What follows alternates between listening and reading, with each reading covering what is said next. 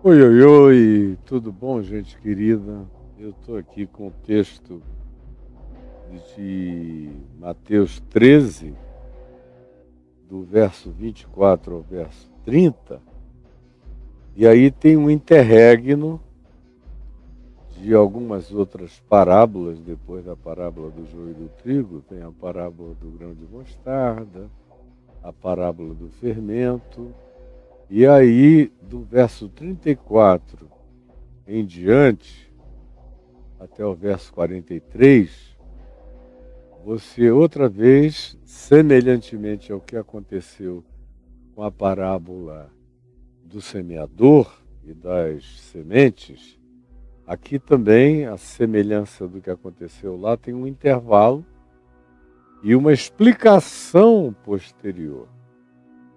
Hoje, eu acho difícil que a gente consiga evoluir até o verso 43, mas eu vou fazer o que eu puder, senão na semana que vem a gente continua detalhadamente falando sobre a explicação dessa parábola. Ela é, para mim, uma das parábolas mais importantes, mais ricas, mais cortantemente escatológicas, mais confrontadoras a respeito do espírito de arrogância de juízo que tome conta dos discípulos, dos crentes, dos cristãos, ou de quem quer que seja, que carregue ou pense que obteve a prerrogativa de julgar quem quer que seja. É um texto que escatologiza o significado existencial perigoso que acaba evocando juízo sobre aqueles que o praticam, que é a parábola do joio e do trigo. E você pode começar lendo comigo no verso 24 de Mateus 13, nessa sequência. Ela nos coloca nesse dilema entre o que parece que é, mas não é. E como a gente tem que lidar com o que parece que é, mas não é. E Jesus é muito, muito, muito prudente em relação a avisar a gente com relação ao terreno minado, ao chão periclitante, para aqueles que se arrogam a uma prerrogativa que Jesus disse não é de homens, não é de ser humano nenhum na face da terra. Mesmo que ele seja o Papa, mesmo que ele seja o líder de um grande grupo cristão, mesmo que ele se veja ou vejam-no de maneira extraordinariamente elevada e importante, não é prerrogativa de nenhum homem. Não é de nenhum, em lugar nenhum da terra.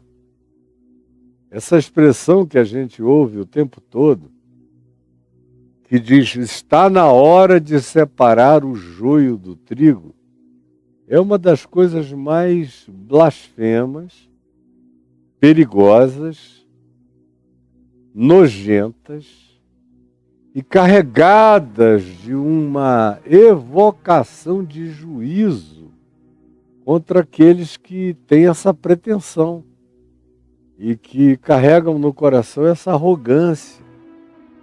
Na realidade, essa soberba. E você vai ver porque que trata-se de uma grande soberba à medida em que a gente evoluir hoje e na semana que vem.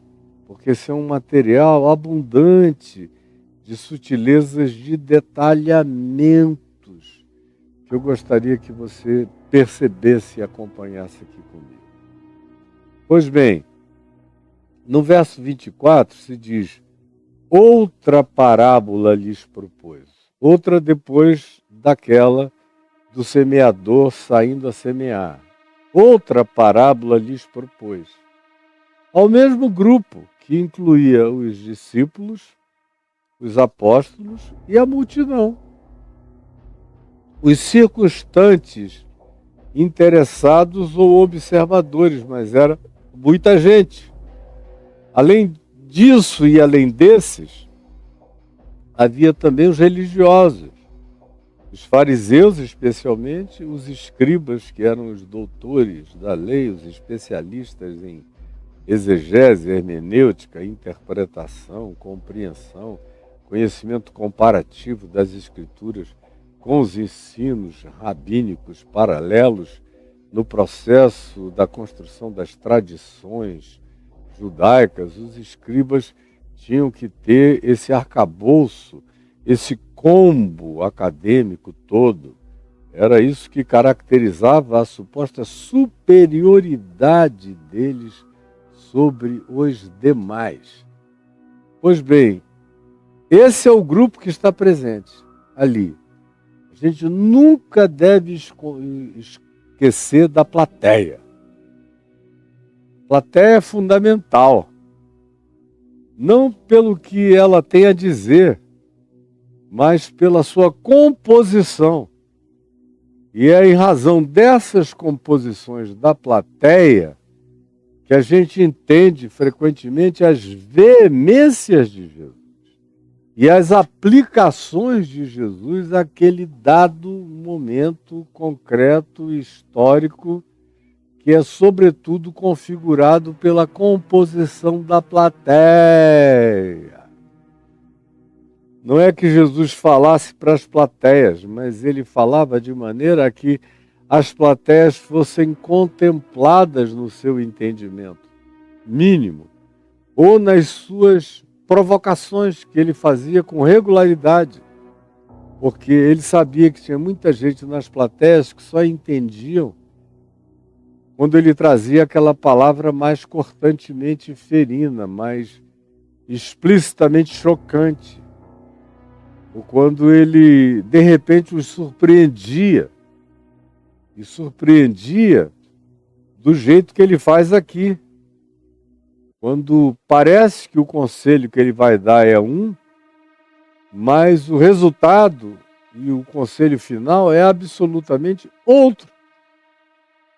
Então, os que estavam presentes ali aprenderam, inclusive com a conclusão, com essa conclusão que Jesus fez. Foi fundamental para os que estavam presentes. Todos eles compreenderam e transformaram aquilo numa lição para ser praticada na vida deles? A minha resposta é peremptoriamente não, nem todos. Como em palavra nenhuma do Evangelho. Ela pode ser clara como seja, mas nem todos vão entender e nem todos os que entendam vão praticar. E Jesus conta com isso. Jesus conta com o fato de que a porta é estreita, o caminho é estreito, que não são todos os que entram. Tem muita gente que tem a informação, mas não permite a formação. Tem muita gente que compreende os dados da construção informativa, mas não os transformam em princípios para a vivência e para a prática da vida. E é o que prevalece entre nós, e é o que acontecia nos dias de Jesus, é o que acontece exatamente também nos nossos dias. Para não falar nesses 2000 anos de interregno que corroboraram exatamente o que eu estou falando agora. Pois bem, ele contou outra parábola, ele lhes propôs. Quando diz propôs, é porque ele está provocando a compreensão. É uma propositura cognitiva. É um estímulo ao discernimento. Quando ele fala por parábolas, ele nivela todo mundo. Quando ele fala de maneira abstrata, Tem alguns que entendem um tipo de linguagem, outros nem tanto, uns são mais cultos, compreendem melhor pela descrição linguística, outros demoram mais a compreender.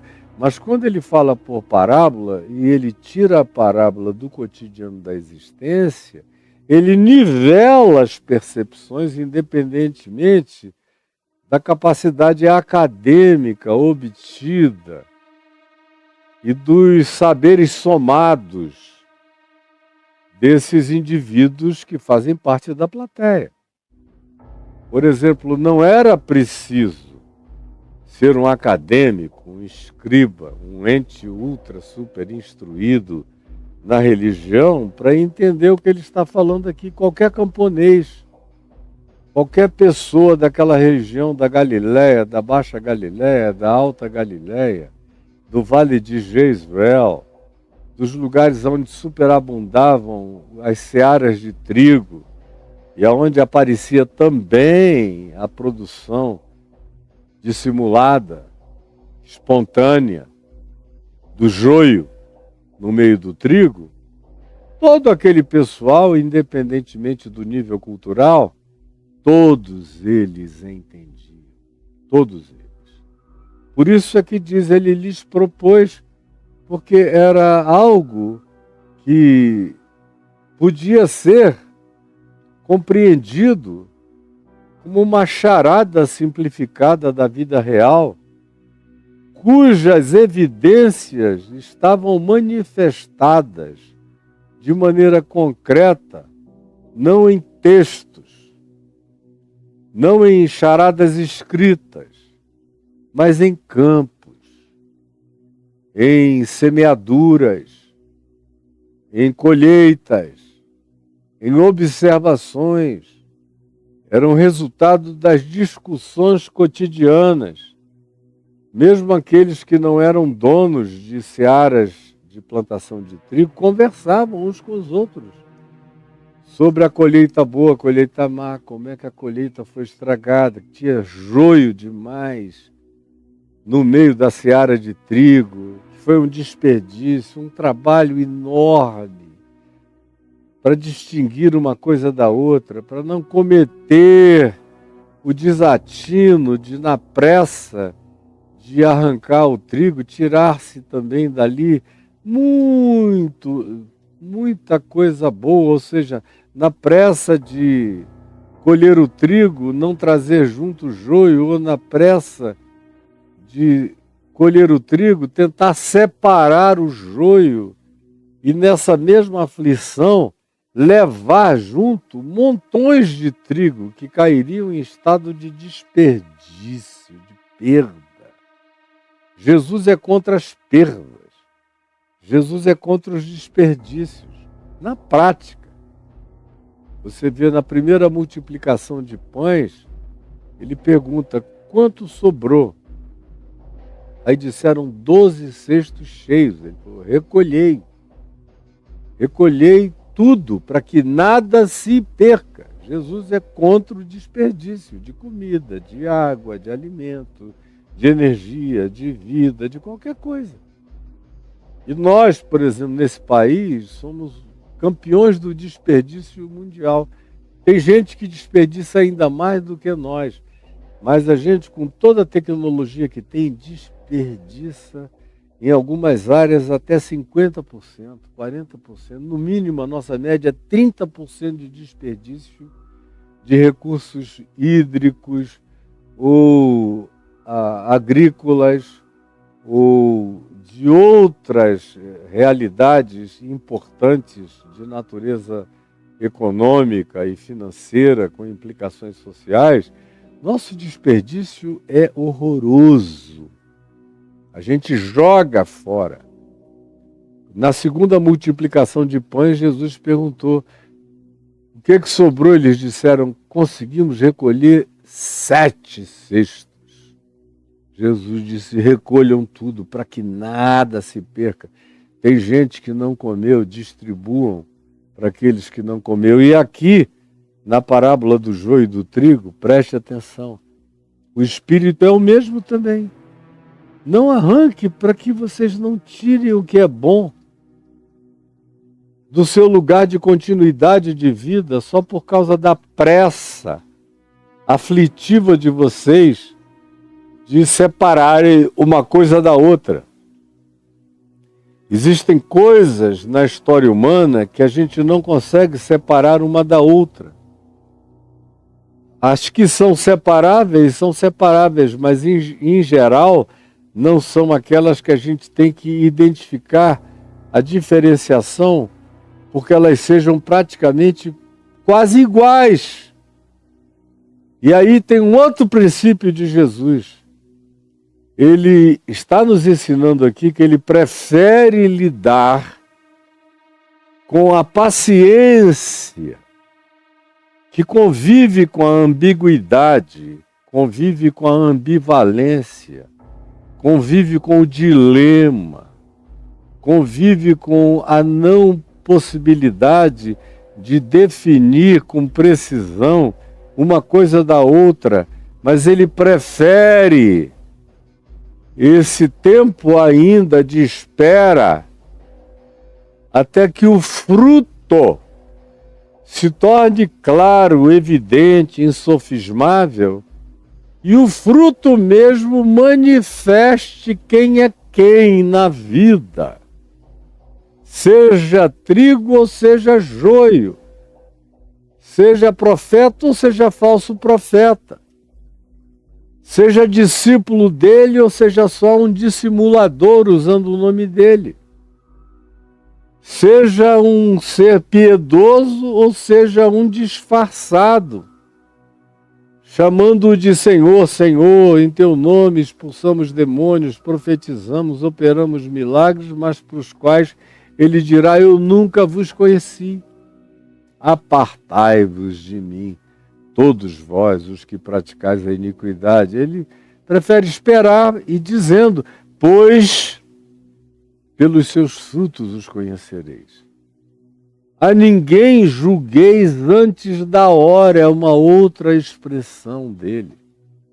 A ninguém julgueis antes da hora. Você tem que estar atento para a maturação da existência, para que a época do fruto se manifeste insofismável e inequivocamente, para que você não cometa uma barbaridade. Só que nesse caso aqui, o assunto ainda é muito mais sério. Muito mais sério por quê?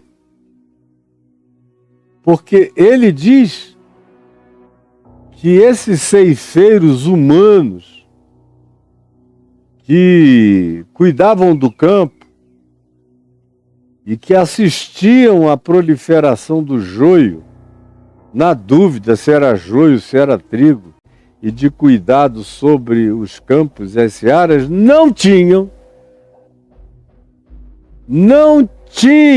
preste atenção, não tinham a permissão para separar o joio do trigo. Jesus não deu a nenhum discípulo, a nenhum concílio, a nenhuma junta, a nenhuma diretoria, a nenhum corpo diaconal ou apostólico, a nenhum sínodo, a nenhuma convenção, a nenhum tipo de congraçamento para decisões de natureza teológica, eclesiológica, escatológica, qualquer que fosse a pretensão, Jesus não deu a grupo nenhum a prerrogativa de sair da reunião com a decisão de quem era quem ficava e quem seria expulso. Toda vez que você vir pessoas saírem de algum grupo, de algum ajuntamento com essa decisão peremptória de dizer esses ficam e esses saem, esses ficam e esses outros a gente vai deportar, a gente vai expulsar, a gente vai ostracizar, a gente vai banir, a gente vai exilar, A gente vai disciplinar porque eles não têm lugar entre nós.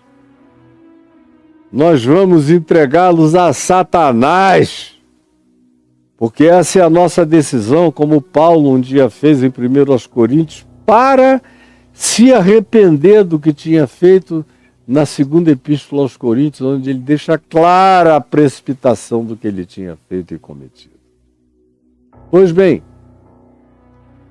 isso dito, isso posto, Jesus propõe essa parábola, que é uma instigação ao discernimento, é um instigamento à humanidade, é uma emulação à paciência e à prática dela, da longanimidade. É uma propositura que carrega consigo a necessidade da sabedoria no seu caminho correlato, paralelo, paráclito, a longanimidade, a paciência, a espera, a observação, portanto, ao temor e tremor em relação a qualquer tipo que seja de precipitação. Qualquer tipo que seja de precipitação no juízo. Que é tudo que a gente não vê. Absolutamente tudo que a gente não vê. Se você me vir dando uma opinião, você vai ver que ela nunca vai chegar às raias da peremptoriedade. Quais seriam as raias da peremptoriedade? É dizer, esse cara tem que ser arrancado, queimado, jogado fora, porque ele é filho do inferno, ele tem que ir embora, ele não pode estar entre nós, tirem e arranquem. Isso é o extremo da peremptoriedade. Mesmo em relação àqueles que já deram o fruto, que já mostraram os dentes caninos de lobo, que já manifestaram o hálito dos carnívoros do nosso meio, mesmo quando é assim, mesmo quando o fruto já evidenciou a natureza de quem eles sejam, ainda assim eu tenho que me defender dele, proteger dele todos os que eu possa com advertência. Advertência que diga cuidado.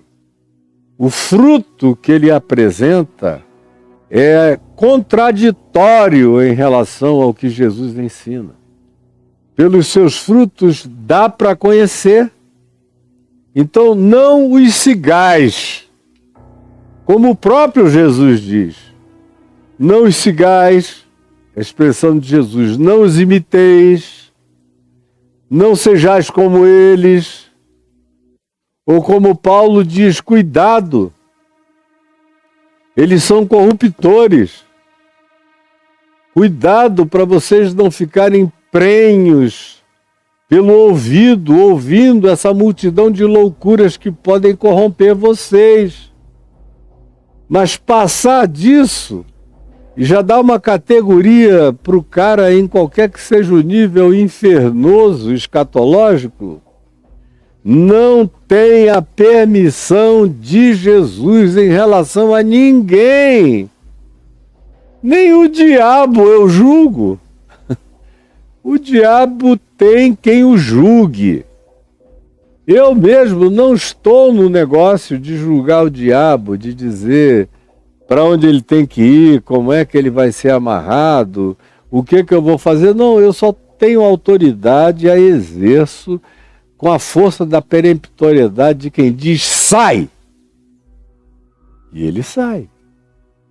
Agora, para onde ele vai, o que ele vai fazer, eu não tenho essa prerrogativa de secretário escatológico divino para dizer aonde eu vou colocar uma determinada casta demoníaca. Eu não. E todos aqueles que andaram com Jesus jamais praticaram coisa alguma semelhante, que é o que você vê hoje em estado superabundante no nosso meio, para todo lado, saindo da boca suja, com hálitos de lobos. Quem gosta de fazer isso é justamente o lobo, o maligno, é que tem prazer no exercício desse juízo, que é uma espécie de antecipação do dele. Mas Jesus diz a quem queira ser dele, andar com ele, aprender com ele, a não ser assim, a não praticar assim. Então ele propôs esta parábola dizendo: o reino dos céus, e note bem, não é o reino dos homens, é o reino dos céus. Ontem eu vi um postulante à presidência da Casa Branca falar 1h30, fazendo assertividades de uma peremptoriedade brutal. Todos os que vêm de fora como imigrantes são ladrões, são roubadores, são malignos, são loucos, fugiram dos sanatórios, e uma quantidade absurda de barbaridades. E dizendo: eu vou botar todo mundo embora, eu vou fazer deportações. Parecia que eu estava ouvindo o Hitler falar sobre algumas categorias humanas durante aquele reinado do Terceiro Reich, que foi um negócio diabólico no planeta Terra. Esses, que não tem nada a ver com o reino dos céus, como foi o discurso do candidato à presidência dos Estados Unidos, tinha a ver com tudo que ele disse, menos com os princípios, os padrões e as categorias do reino dos céus. Não tinha um pingo de espírito do reino dos céus, de evangelho, ao contrário. Era peremptoriedade de juízo, de brutalização. Nós somos os exclusivos, nós somos os maiores, nós somos os superiores, nosso é o poder. Vocês vão ver como eu vou fazer vocês serem orgulhosos de vocês mesmos mais do que qualquer outro povo na terra, porque a nós pertence o poder, a honra e a glória para sempre.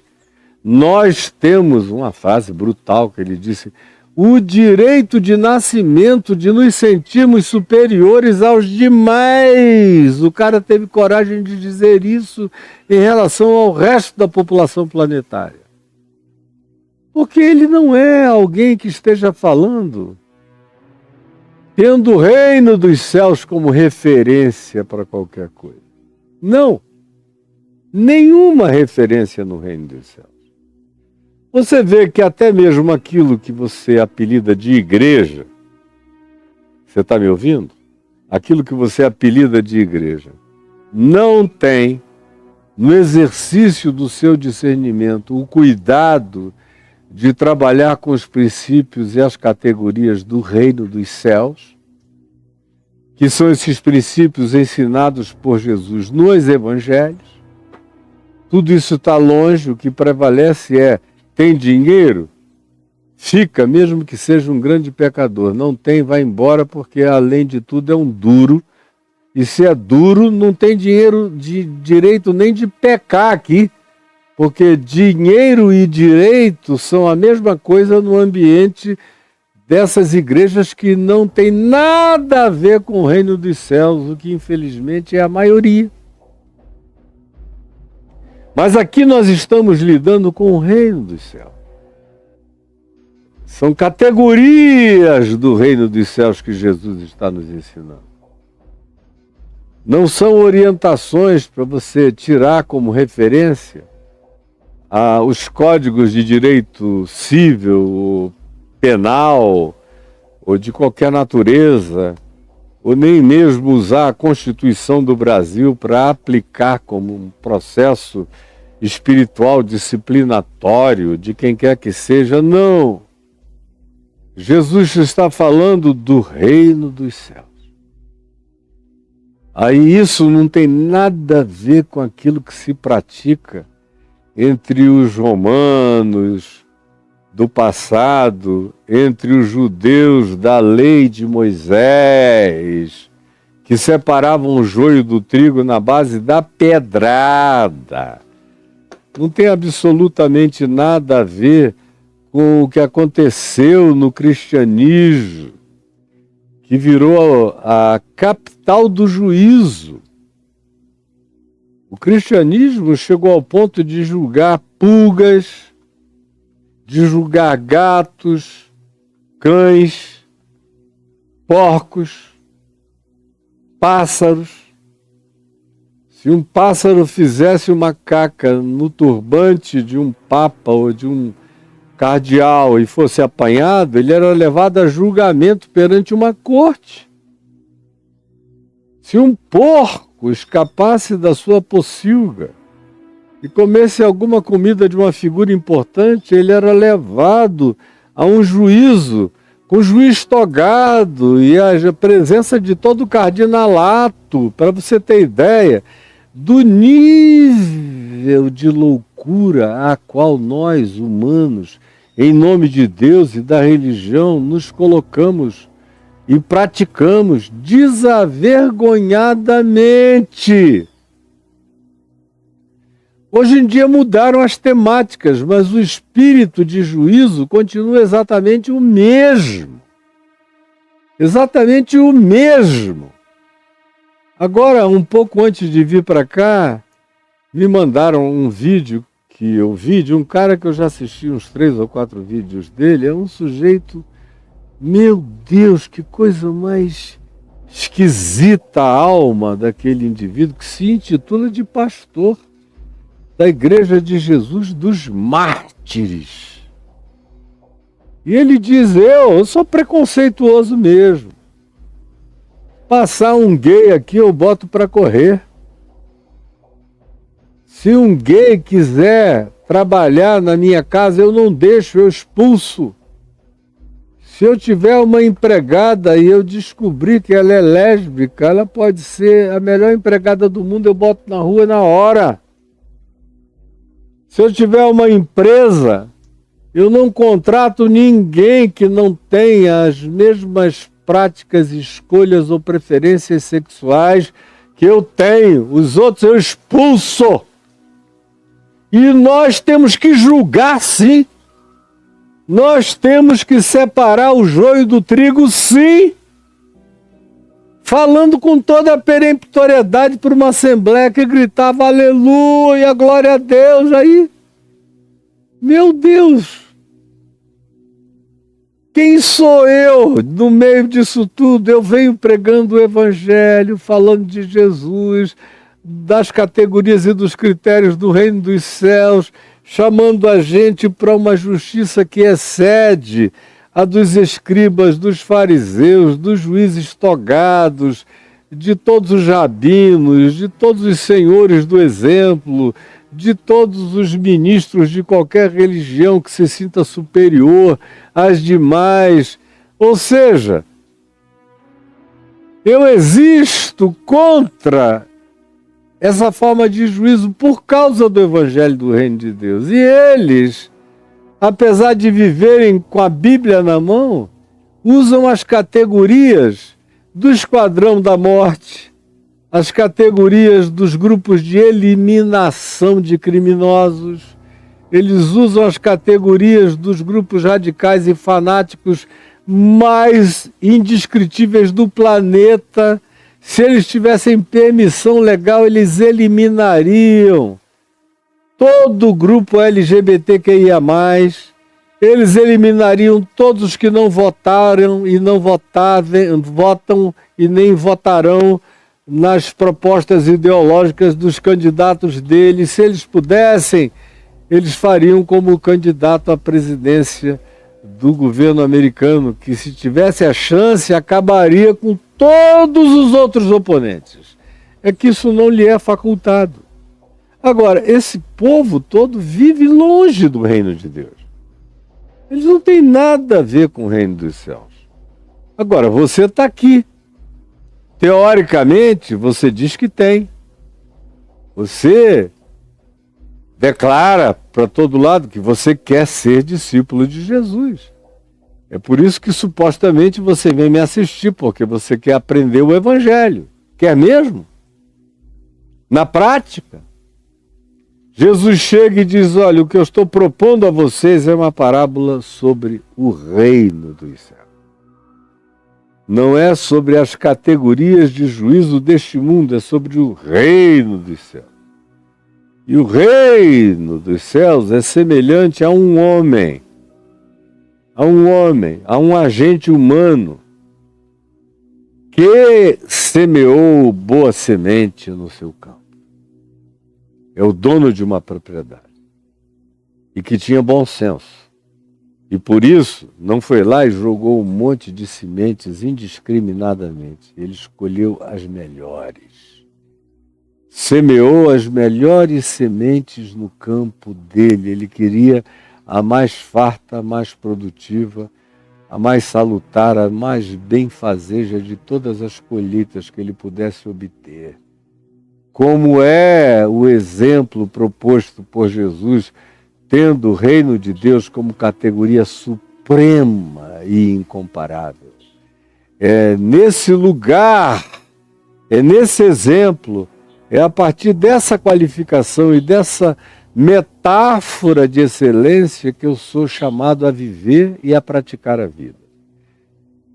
Eu sou esse homem também, mas aqui na frente você vai ver que Jesus mesmo se identificou precípua e supremamente como sendo esse homem que semeou boa semente no seu campo.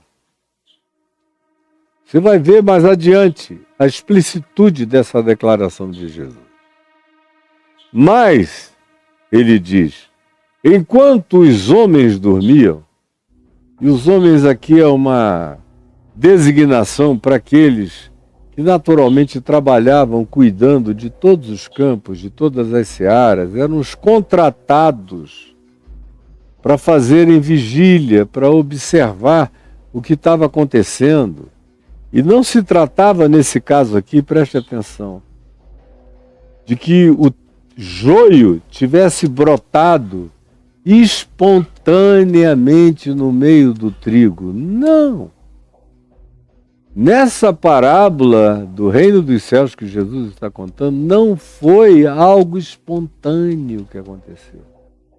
Não foi cocô de passarinho que jogou semente de joio no meio do campo de trigo. Não. Jesus diz que foi uma intervenção maligna. Foi uma intenção maligna. Verso 25 diz mais: enquanto os homens dormiam, os que eram pagos para vigiar, para não permitirem uma invasão noturna, perniciosa, maligna, perversa, destrutiva, mal intencionada, enquanto eles dormiam, veio o inimigo do dono do campo.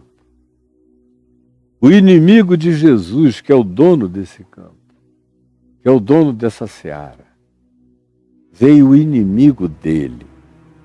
É o que explicitamente Jesus diz. Veio o inimigo dele, do dono do campo. E semeou o joio. Foi lá, abriu buraquinhos e foi metendo joio entre os trigos, no meio do trigal. Foi uma ação deliberada. Não foi uma ventania, não foi uma multidão de pássaros que passou voando e jogaram um cocôzinho para todo lado e que tinham acabado de se alimentar de alguma coisa vinculada ao joio que pudesse proliferar. Não! É uma ação deliberada de um ente inteligente, de um ser maligno, obstinadamente antagônico, oposto, um verdadeiro Satanás, um opositor, um maligno, um diabolos, que significa um divisor, que é aquele que cria dilemas, ambivalências e ambiguidades, que faz com que o que era deixe de ser tão certamente o que tenha sido, porque semeia uma dúvida definitiva no processo.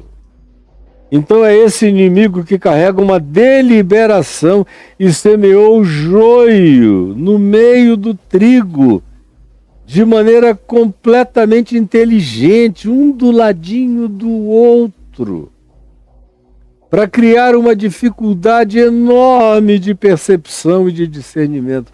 Ele não foi, escolheu um quadrante do campo e colocou o joio lá, não.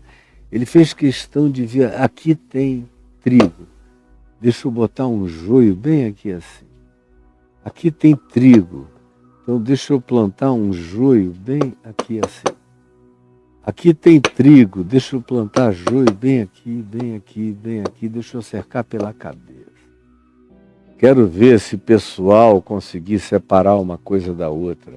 Vai ficar tão igual, tão jungido, tão próximo, tão congregado, tão na mesma congregação de plantio, de seara, de semeadura, que vai dar um trabalho muito grande arrancar o joio sem levar trigos juntos.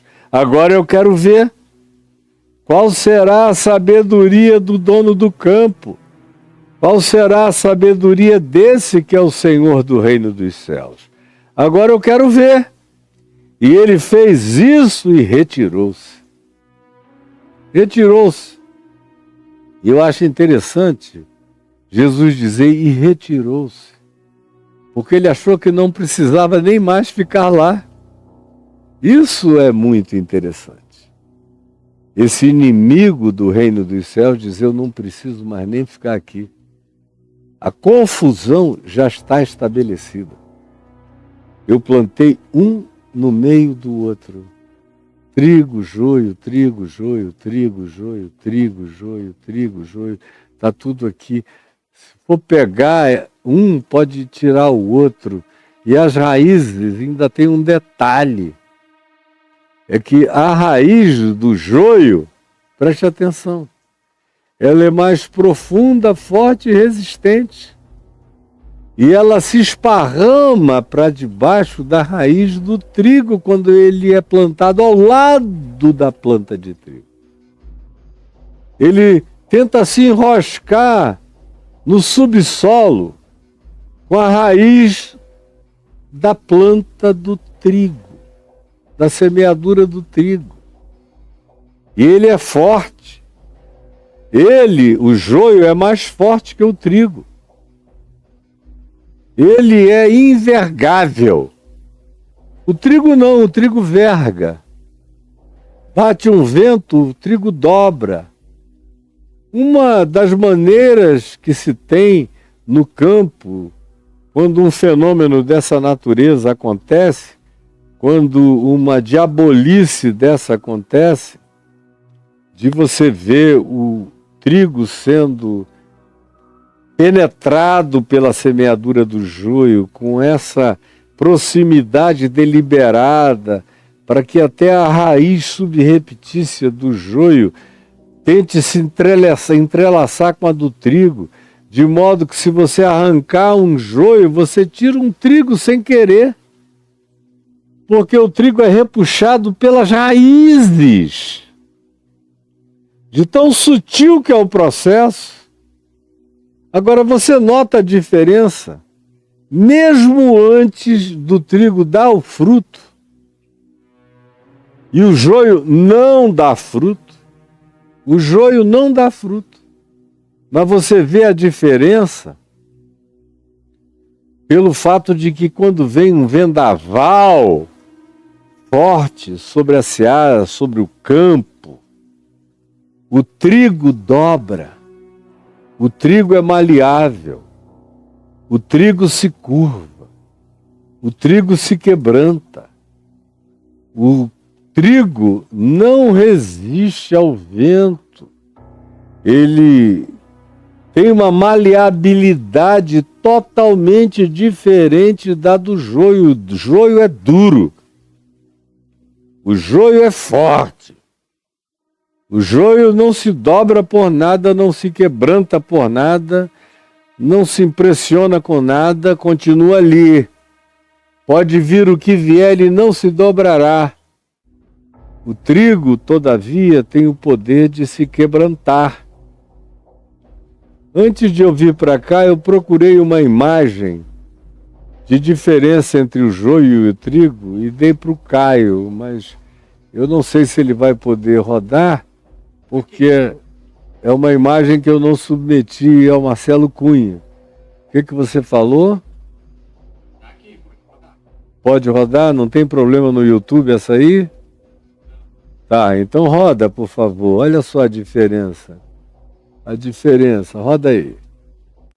Olha lá, espera aí, ó. Show do joio? Ó, então esse aqui é um... Esse é o joio, né? Então vamos mostrar aqui pro pessoal. Esse é o trigo. Então olha lá. Esse é o joio. Esse é o trigo. Olhando, aparentemente não há diferença nenhuma. Ambos são iguais. Ó, agora onde você vê a diferença? Vamos lá, Mademir. Esse é o joio. Ó. O joio, ó. O joio é palha. Não tem nenhuma semente, ó. Não tem fruto Nenhuma nenhum, semente. só palha. Ele não tem fruto, só palha só. Agora o Ele trigo. vai Só palha. gastar o adubo, agora esse aqui é o trigo, ó. Agora o trigo. Você debulha Aonde e tá a ele fica diferença do cheio de sementes na mão do semeador, pronto para alimentar a vida. Foi isso que os discípulos de Jesus comeram naquele dia que eles estavam com fome. Eles debulharam e comeram essa semente. O joio não alimenta ninguém.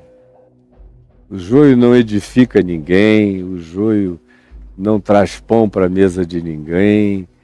O joio só ocupa espaço. O joio é útil, sabe em que circunstâncias?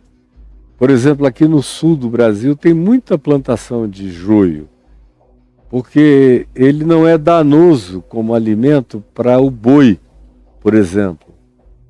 Mas ele é profundamente danoso se confundido e for ingerido por humanos. Humanos que não saibam a diferença, se comerem o joio, vão ter uma reação orgânica muito negativa. O trato gastrointestinal não se adequa, não se adapta à ingestão do joio. Cria um empachamento insuportável, diferente do trigo, porque você vai comer a sementinha.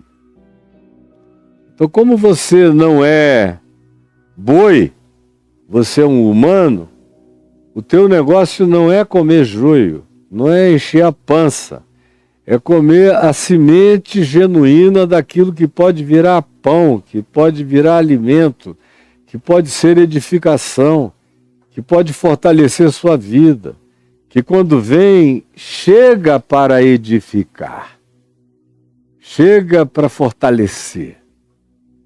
Esse é o produto que decorre da existência do trigo.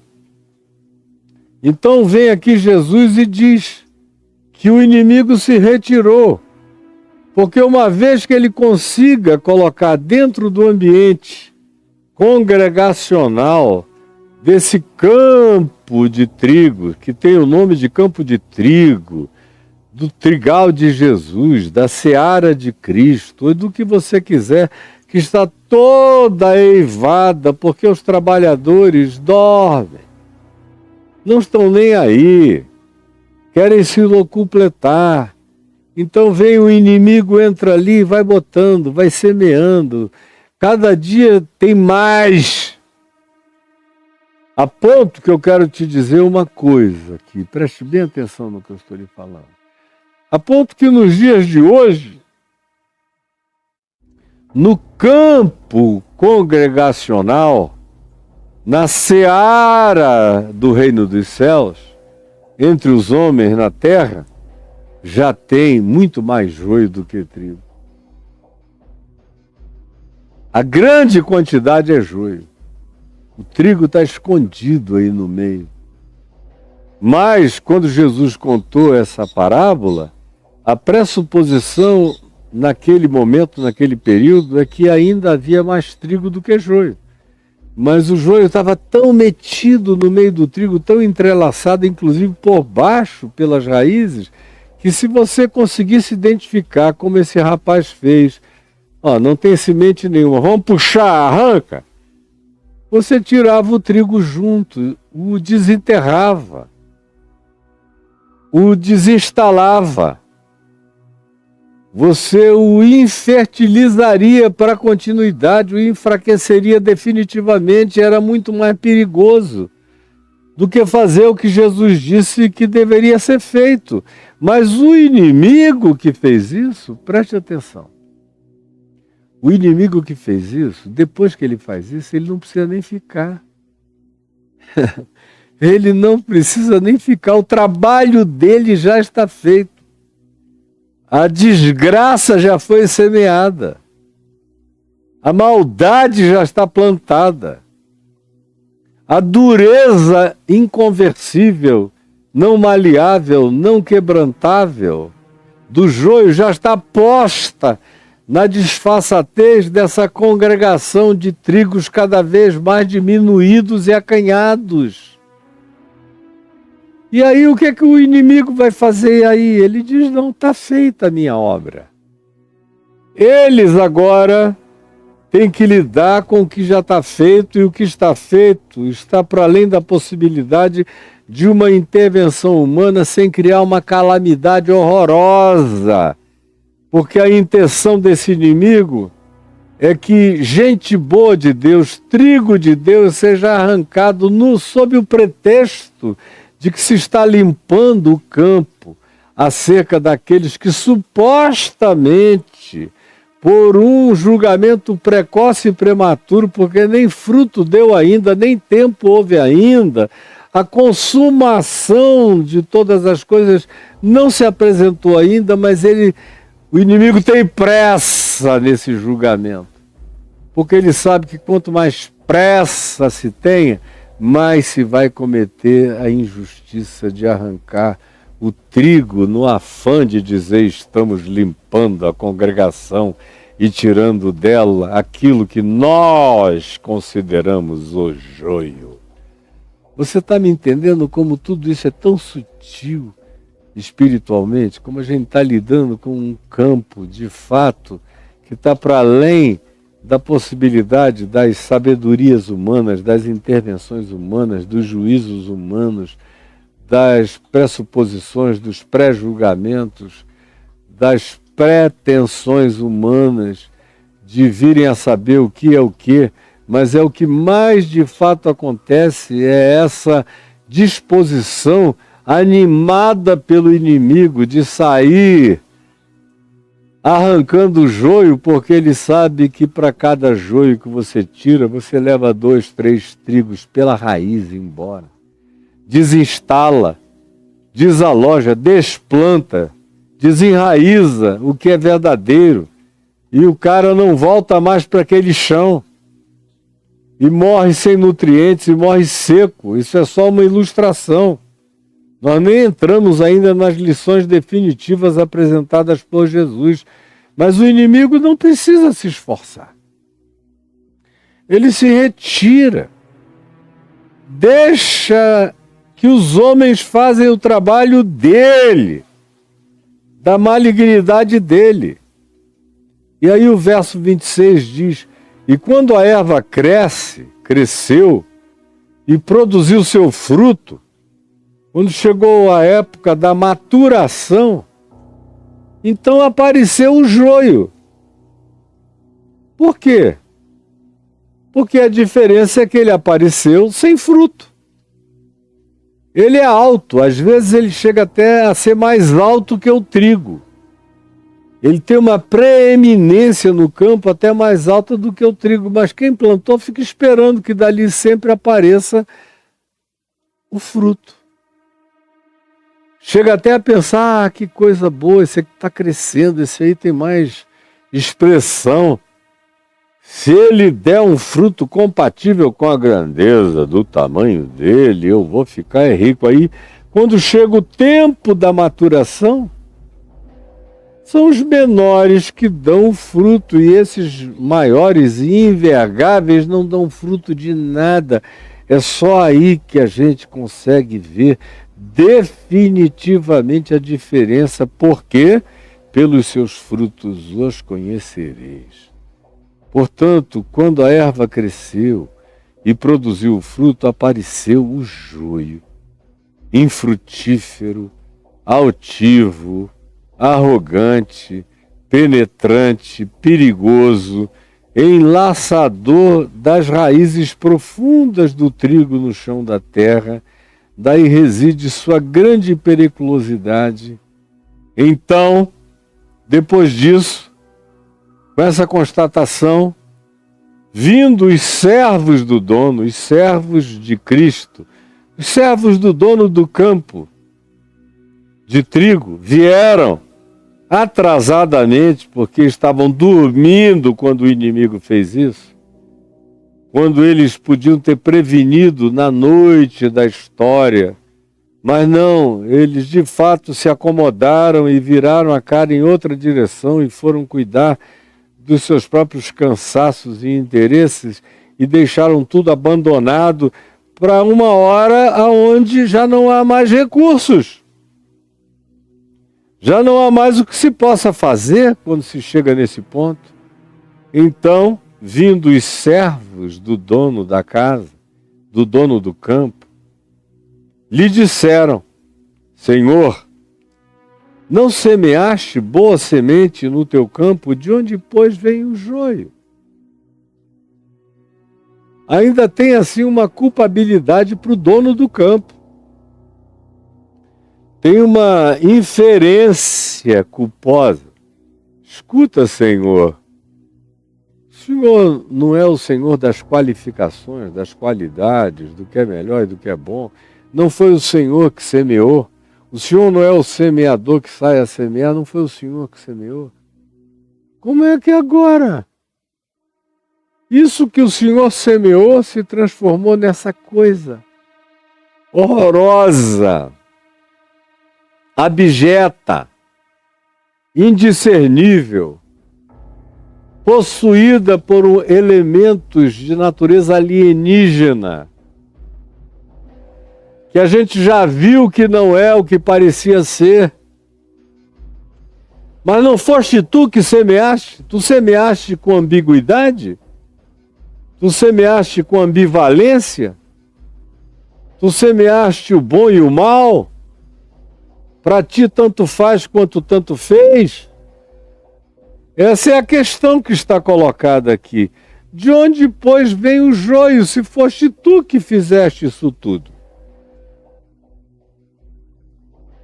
A responsabilidade é tua. De onde, pois, vem um joio, vem o joio? Aí o dono do trigal diz o seguinte: ele, porém, lhes respondeu: um inimigo fez isso. Um inimigo meu, aproveitou o sono de vocês, entrou nas noites sorrateiras, nos campos de trigo da minha semeadura e foi imiscuindo o que tem semelhança de trigo, mas não é, o joio, de tal modo que as coisas ficaram nesse estado de inseparabilidade. Aí os discípulos, como bons religiosos e crentes, disseram: queres que vamos e arranquemos o joio? Isso é dito até com uma determinada alegria de superioridade. O senhor quer? A gente vai e arranca. É a nossa hora de santa inquisição. É a nossa hora de julgamento. É a nossa hora de separação.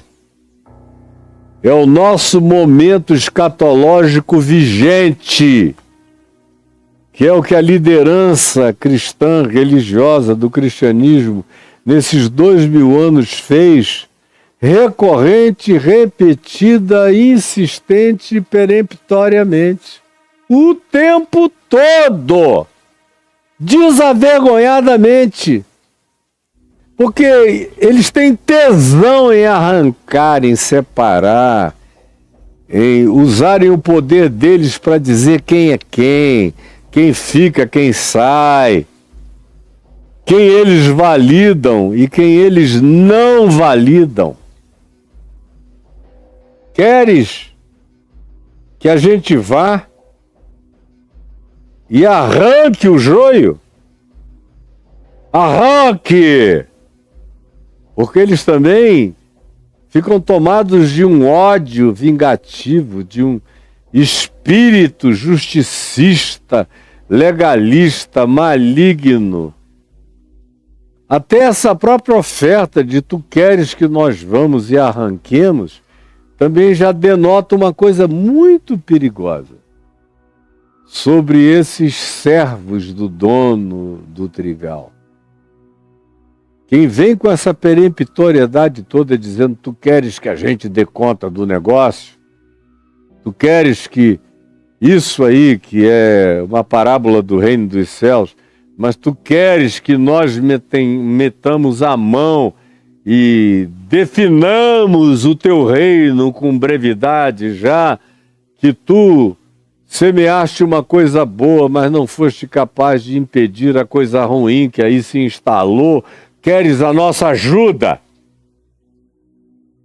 Aí Jesus, o dono do campo de trigo, disse: não, não, replicou ele, para que ao separar o joio, não arranqueis também com ele o trigo. Eu já expliquei as razões. O entranhamento é subterrâneo, é profundo. Não é uma questão só de aparências externas. As coisas já foram longe demais, se entrelaçaram. Ao tirar um, você pode arrancar outros, que são bons, genuínos e verdadeiros, porque vocês não conhecem o que se passa no interior, abaixo da superfície, ou seja, no coração do entranhamento humano. Deixa-os crescer juntos até a colheita. Olha só a paciência de Jesus quando se trata dessa congregação, onde ele queria colocar só trigo, mas o inimigo encheu de joio para todo lado. Ele, todavia, não se deixa apressar.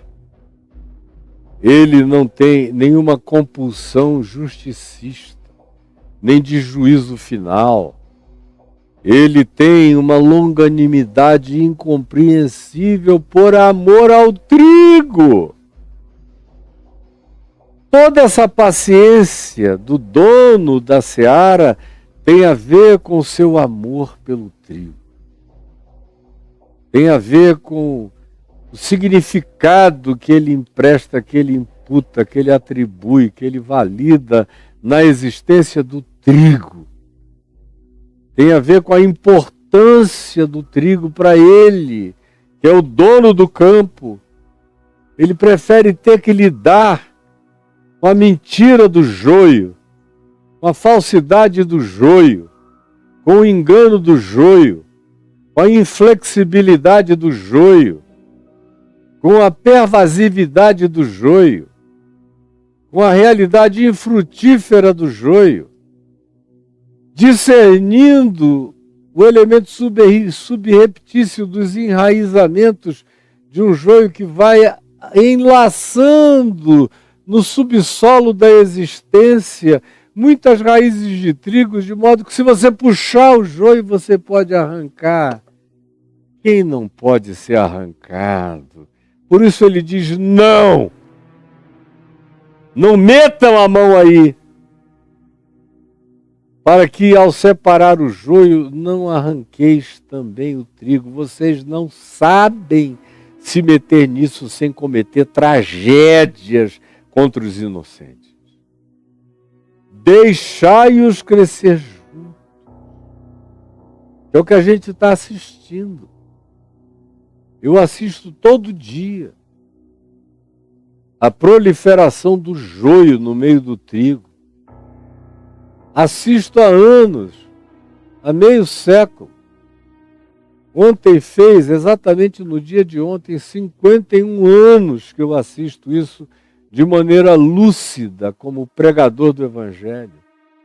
Faz 51 anos que eu prego essa palavra. Fez ontem aniversário.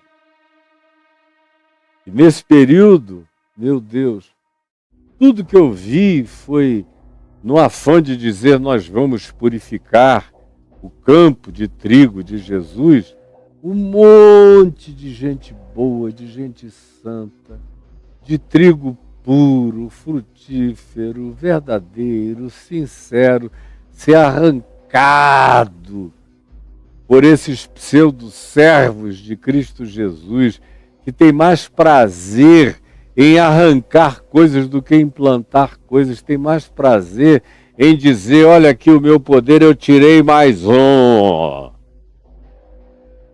do que ter a alegria de dizer, eu estou tendo a paciência de esperar até o tempo do fim, quando por uma intervenção superior e divina, as coisas serão separadas umas das outras.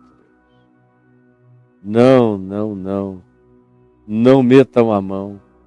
Deixai-os crescer juntos até a colheita, até a hora certa. Quando chegar o tempo da colheita, preste aqui atenção em mim. Quando chegar o tempo da colheita, eu direi, não vocês. Eu direi, isso não é prerrogativa de vocês. Vocês estão fora disso. Vocês não têm acuidade, não têm discernimento, não têm visão, não têm olhar, não têm penetração, não enxergam além do aparentemente óbvio, e nem o óbvio vocês enxergam direito, sem falar que vocês são tomados por uma impaciência demoníaca. Não! No tempo da colheita eu direi aos meus ceifeiros, que não são vocês. Os ceifeiros do dono do campo, os ceifeiros de Jesus, os ceifeiros desse plantio do reino dos céus, não somos nós humanos, não é você, pastor, padre, papa, bispo, arcebispo, apóstolo ou escambau. Não é você. Quem tem essa vontade intensa está mais para joio do que para trigo. Trigo não tem essa compulsão. Joio, sim. Se disfarça até de ceifeiro. Mas Jesus diz, quando chegar a hora, eu vou determinar quem são os ceifeiros e não são vocês. Vocês não. Com essa pressa, com esse espírito, com essa atitude, vocês só vão fazer o mal. Só vão cometer santas inquisições malignas e perniciosas. Quando chegar a hora, vocês vão ver o que eu farei. Quando chegar a hora, eu direi aos meus ceifeiros, ajuntai primeiro o joio. Tirem primeiro o joio.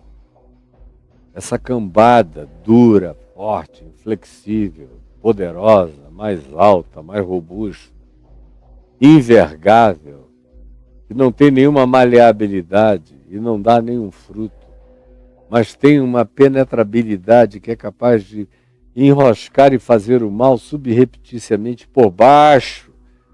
Eu vou determinar para os meus ceifeiros, que não são vocês e não são humanos. Isso tudo aqui é do reino de Deus. Os ceifeiros carregarão as características, a natureza e o espírito do reino de Deus, portanto não são vocês. Direi aos meus ceifeiros, arrancai primeiro o joio. Primeiro o joio. Vão tirando o joio devagar. Ajuntai, atai-o em feixes, para que ele seja queimado. Todo esse joio que você vê aí cobrindo o mundo inteiro, enganando todo mundo, fazendo também com que, pela semelhança, um monte de gente boa, dada a pressa dos ceifeiros carnais, malignos, presunçosos, judiciosos e dos ceifeiros que foram possuídos pelo espírito do próprio joio, vão e fazem de obra maligna na terra. Vai chegar o dia em que Jesus diz, os meus ceifeiros, na hora da minha colheita, no meu tempo, vão ajuntar primeiro o joio, vão amarrar o joio, vão queimar o joio. Aí só depois é que eles vão recolher o trigo no meu celeiro. Só depois. Bom, hoje eu só contei a historinha da parábola. Só contei a historinha da parábola. Vai ser na terça-feira que vem, uma pena que amanhã é sábado, porque eu estou aqui com aquela avidez, se eu pudesse, eu prosseguir agora. Mas eu vou ter que esperar até terça-feira que vem, quando a gente vai ver do verso 36 ao verso 43, a aplicação e a sabedoria com a qual nós temos que nos revestir para que a gente não cumpra esse papel demoníaco dos ceifeiros impacientes, arrogantes, e que na sua pressa acabaram carregando o espírito do próprio joio, porque eles agora já não estão mais preocupados em preservar o trigo, eles só querem mostrar serviços aparentes. Senhor Jesus, eu quero pedir que a mera descrição dessa parábola do reino dos céus tenha chegado ao coração de muita gente com luz, com compreensão, com entendimento, com sabedoria, com paciência, com graça, com palavra de paz